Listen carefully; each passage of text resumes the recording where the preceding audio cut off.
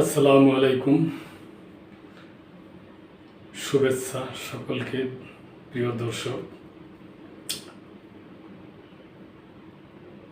কালবেলা পত্রিকায় একটা সংবাদ আসছে যে ইরান আর ইসরায়েল যে যুদ্ধ হইল, তো এই ইসরায়েলরা দ্বিতীয় বিশ্বযুদ্ধের সময় পৃথিবীর বিভিন্ন দেশে তো ওনারা প্রচুর মার খাইছে। তো ওনারা ওই সময় সাইপ্রাসে যাইয়া আশ্রয় নিয়েছে, সাইপ্রাসে থাকতো। তো ওই ঘটনাক্রমে এখন ওই সময়ের সাথে এখনকার সময়ের কিছুটা মিল হয়ে গেছে। যেমন ইরানরে আক্রমণ করছে ইসরায়েল, ইসরায়েল আবার ইরানে আক্রমণ করছে। এই আক্রমণের ভয়ে ইসরায়েলের অনেক বাসিন্দা তারা সাইপ্রাসে গেছে। তো সাইপ্রাসে যারা আছে ইসরায়েলরা আগে থেকে এবং এখনো যারা গেছে, অনেক ইসরায়েলিরা সাইপ্রাসের বিভিন্ন গুরুত্বপূর্ণ জায়গায় এরা সয় সম্পত্তি কিনছে, মানে প্রতিষ্ঠান করছে, জায়ানবাদী স্কুল বানাইছে। স্কুল বানায় আবার ওই ধরেন এরিয়া আছে, এই এরিয়ার মধ্যে সাধারণ জনগণের প্রবেশ নিষেধ এরকমও আছে। তো এই সমস্ত ব্যাপার স্যাপার দেখে প্রিয় দর্শক, সাইপ্রাসবাসী ভয় পেয়ে গেছে যে আল্লাহ, আমাদের এই সাইপ্রাস কি আবার ফিলিস্তিনের মতো হইয়া যাইবনি। তো এই ব্যাপারে সাইপ্রাসের সরকার আবার তেমন একটা অ্যাক্টিভ না। তো বিরোধী দল যে আছে, আকেল নামে একটা পার্টি আছে, এবং স্থানীয় যে সংবাদ মাধ্যমগুলো আছে, ওনারা মোটামুটি শঙ্কিত হয়ে গেছে যে সাইপ্রাসে যেভাবে এরা জায়গা জমি প্রতিষ্ঠানের মালিক হয়ে গেছে এবং এগুলো রেজিস্টার হয়ে যাইতেছে আর কি। তো এই জন্য তারা খুবই উদ্বিগ্ন। তারা ভাবতেছে যে আবার নাকি ফিলিস্তিনের মতো হয়ে যায়।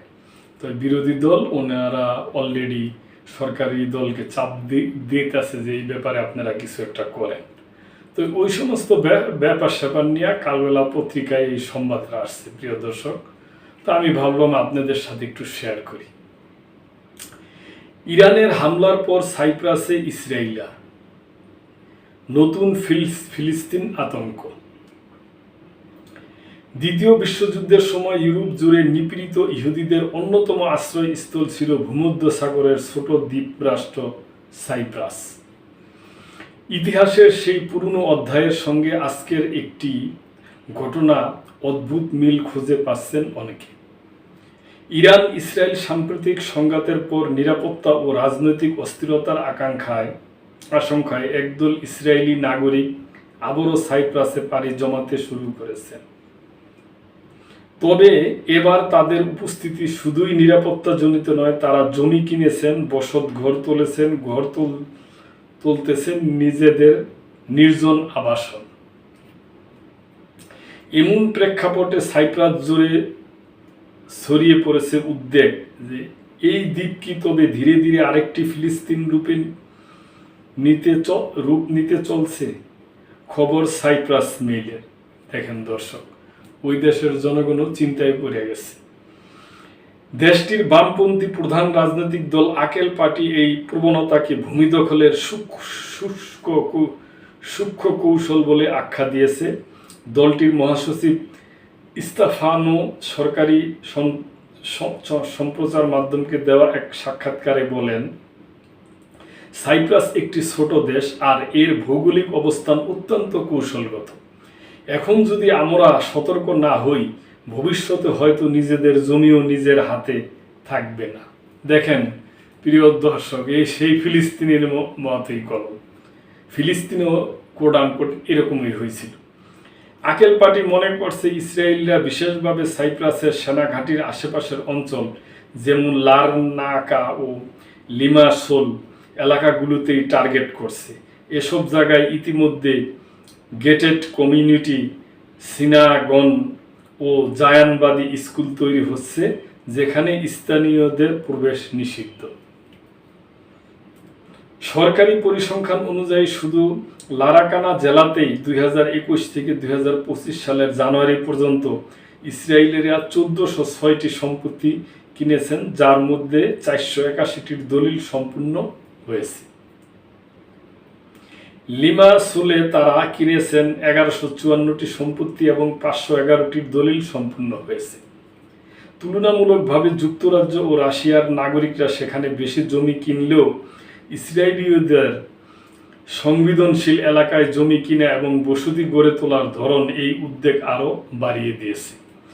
ইউরোপীয় ইউনিয়নের সদস্য হওয়ায় ইইউ নাগরিকদের সাইপ্রাসে জমি কেনায় তেমন বাধা নেই, তবে বাইরের দেশের নাগরিকদের জমি কেনায় কিছু সীমাবদ্ধতা রয়েছে। আকেল পার্টি দাবি করেছে ইসরায়েলিরা গোল্ডেন ভিসা কর্মসূচির সুযোগ নিয়ে ব্যাপক জমি কিনছেন এবং সেই আইনে কড়াকড়ি আনার জন্য সংসদে দুটি বিলও উপস্থাপন করছে দলটি। সাইপ্রাস মেইল সহ একাধিক স্থানীয় সংবাদ মাধ্যম এবং ইসরায়েলের পত্রিকাতেও সম্প্রতি এই জমি কেনার হিড়িক নিয়ে একাধিক প্রতিবেদন প্রকাশিত হয়েছে।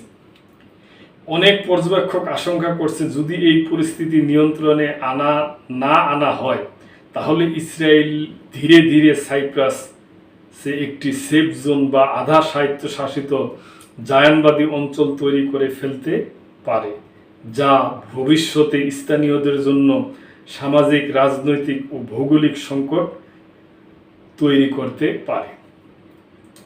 স্তেফানোর ভাষায়, যদি লিমাসোল বা লারনাকায় যান, স্থানীয়রা নিজেরাই বলে দেবে কোন এলাকার বাইরে কেউ প্রবেশ করতে পারে না, কিন্তু সরকার এ নিয়ে নীরব। এই হুঁশিয়ারির কোনো ষড়যন্ত্র তত্ত্ব নয়, বরং বাস্তব পরিসংখ্যান ও ঘটনা প্রবাহের আলোকে জন্ম নেওয়া এক ভয়।